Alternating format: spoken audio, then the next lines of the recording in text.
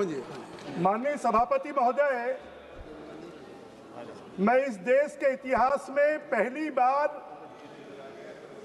एक ऐसा बिल लाया गया है जो ग्रामीण अर्थव्यवस्था को ताकत देगा, जो ग्रामीण अर्थव्यवस्था को मजबूत बनाएगा, भारत के गांवों को स्वावलंबी बनाएगा, भारत के गांवों को बेरोजगारी से मुक्त करेगा, भारत के गांवों को साधन से युक्त करेगा, भारत के गांवों को सिंचाई से युक्त करेगा, भारत के गांवों को संसाधन से युक्त करेगा, भारत के गांवों में सड़क, पानी, बिजली ये मिलेगी, भारत के गांवों में जल संसाधन मजबूत होंगे। बाढ़, सूखा और भूकंप आने पर भारत के जो गांव हैं, अगर कोई ऐसी महामारी आएगी तो उसका सामना करने की शक्ति प्राप्त होगी। ऐसा एक विधेयक इस सदन में 2005 के मनरेगा विधेयक को विलुप्त करके और नया विधेयक लाया जा रहा है। मैं इसके लिए देश के प्रधानमंत्री जी को और ग्रामीण विकास मंत्री शिवराज सिंह चौहान जी को बहुत बहुत बधाई देता हूं, बहुत बहुत शुभकामनाएं देता हूं। माननीय सभापति महोदय, अभी माननीय जयप्रकाश जी बोल रहे थे, देखिए प्रभु राम जी अगर चाहते हैं, 500 साल तक प्रभु राम जी का मंदिर नहीं बना था। प्रभु राम जी ने जब चाहा तो राम जी का मंदिर बन गया। अब प्रभु राम जी चाहते हैं कि गांवों का विकास हो, प्रभु राम जी चाहते हैं कि विकसित भारत के साथ साथ में विकसित गांव बने, और इसके लिए प्रभु राम जी ने, शायद शासन ने भी नहीं सोचा होगा। वी का मतलब है विकसित, बी का मतलब है भारत, जी का मतलब है गारंटी, और आर का मतलब है रोजगार, आजीविका का मतलब है आर, मिशन का मतलब है एम। जी राम जी बीबी, जी राम जी नाम अपने आप आ गया, इसको किसी को लाने की जरूरत नहीं पड़ी, और इसके लिए मैं प्रधानमंत्री जी को बधाई देता हूं। राम राज्य लाने के लिए इस देश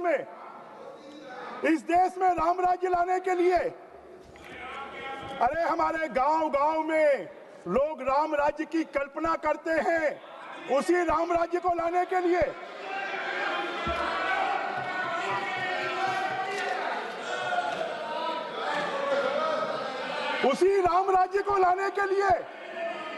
और यह विधेयक लाया गया गांधी जी के सपनों को पूरा करने के लिए।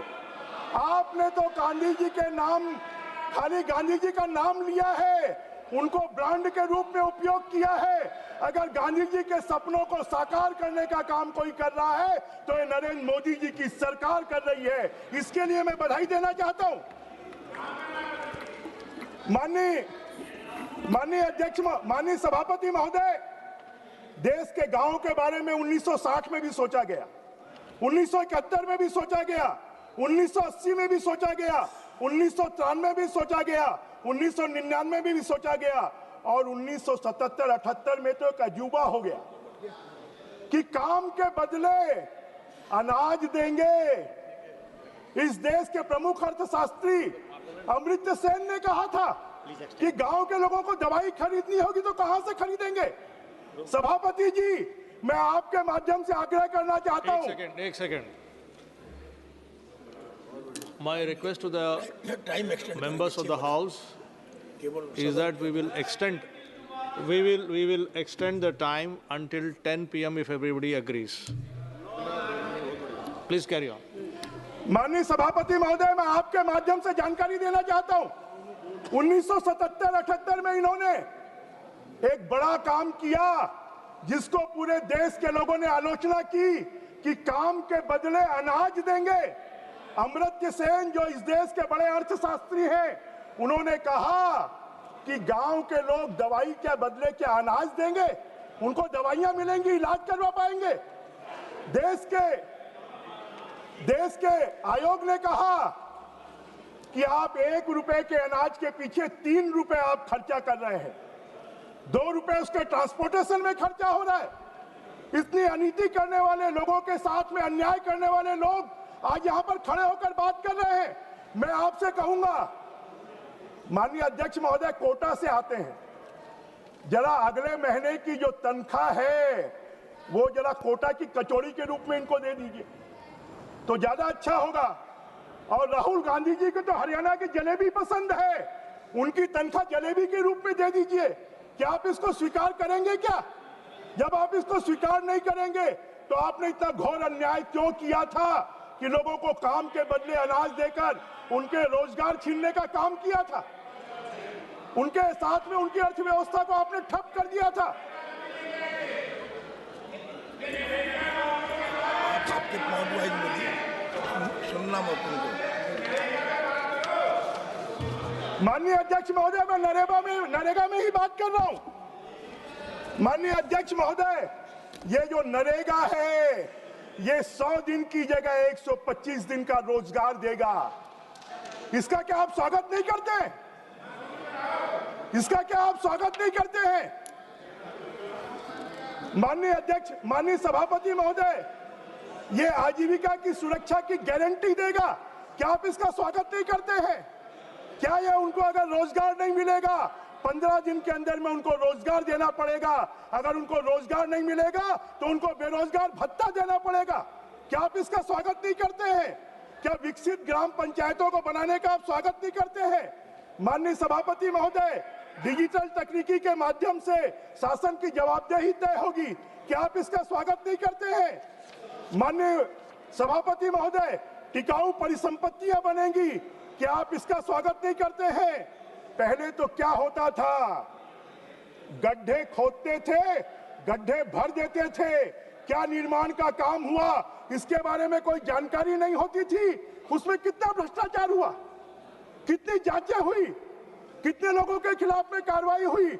मनरेगा को खाली कांग्रेस ने अपने जेब भरने का साधन बना लिया था, फर्जी मास्टर रोल का साधन बना लिया था। आज उसमें सुधार करने का काम हमारे शिवराज सिंह चौहान जी कर रहे हैं। वो ग्रामीण परिवेश से आते हैं, वो खेती किसानी से आते हैं, वो 4 बार मुख्यमंत्री रहे हैं, अभी सांसद हैं। मैं उनको बधाई देना चाहता हूं। आज वो मंत्री हैं, उनको मैं बधाई देना चाहता हूं कि उन्होंने बहुत अच्छा विधेयक लाया है। पहले फर्जी हाजिरी के रजिस्टर होते थे, वो फर्जी हाजिरी के रजिस्टर को समाप्त कर डिजिटाइज मास्टर रोल बनाने की प्रक्रिया प्रारंभ हो रही है। क्या आप उसका स्वागत नहीं करते हैं? माननीय सभापति महोदय, टिकाऊ परिसंपत्तियों का निर्माण होगा। क्या आप इसका स्वागत नहीं करते हैं?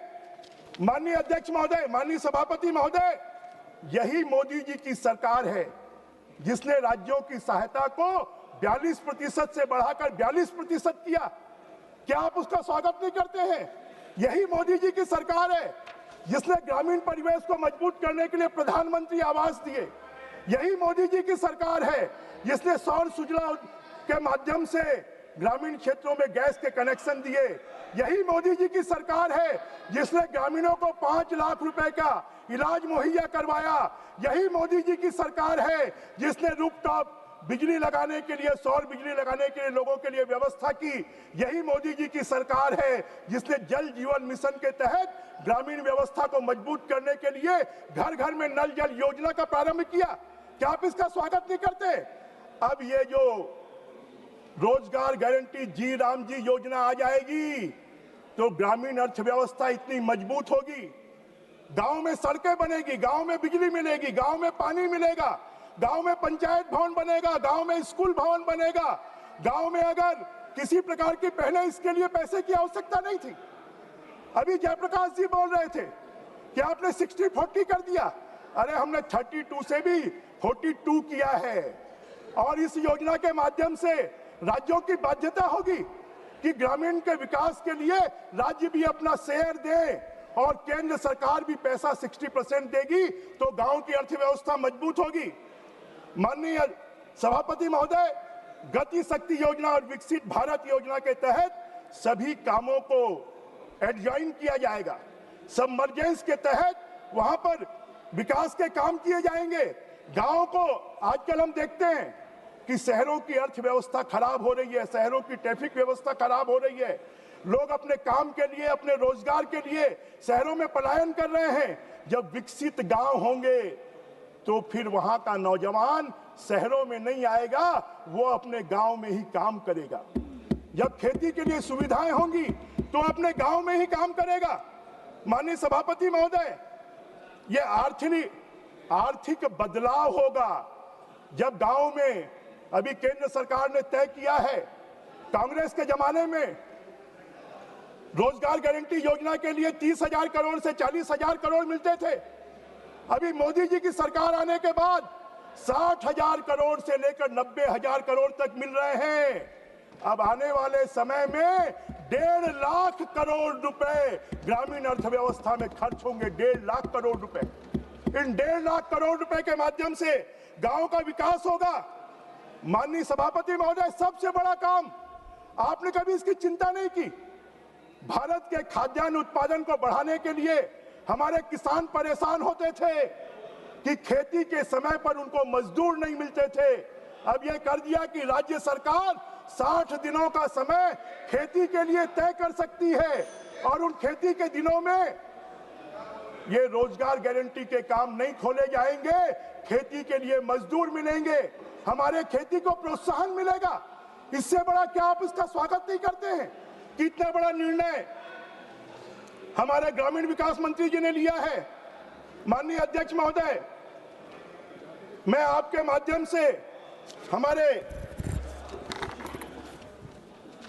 विपक्षी साथियों से पूछना चाहता हूं, इसके अगर आप उद्देश्य पढ़ेंगे, ग्राम पंचायतों के विभिन्न आवश्यकताओं को पूरा करने के लिए प्रधानमंत्री गति शक्ति के साथ एकीकृत विकसित ग्राम पंचायत योजना के माध्यम से अभिसरण, संतृप्ति चलन योजना और पूर्ण सरकारी परिधान को संस्थागत करने हेतु भू स्थानिक प्रणाली, डिजिटल लोक अवसंरचना तथा संचालित ब्लॉक, जिला, राज्य और राष्ट्रीय स्तर पर संचालित ऐसी योजनाओं के साथ जिला और राज्य योजना का तंत्र बनाएंगे। कंक्लूड कीजिएगा। एक केंद्रीय तंत्र बनेगा, एक राज्य का तंत्र बनेगा, एक जिले का तंत्र बनेगा और उसके लिए पूरे नियम अगर कोई बनाएंगे तो केंद्र की सरकार बनाएगी और उस तंत्र के माध्यम से पूरे देश के गांवों को विकास की योजनाएं बनाई जाएंगी।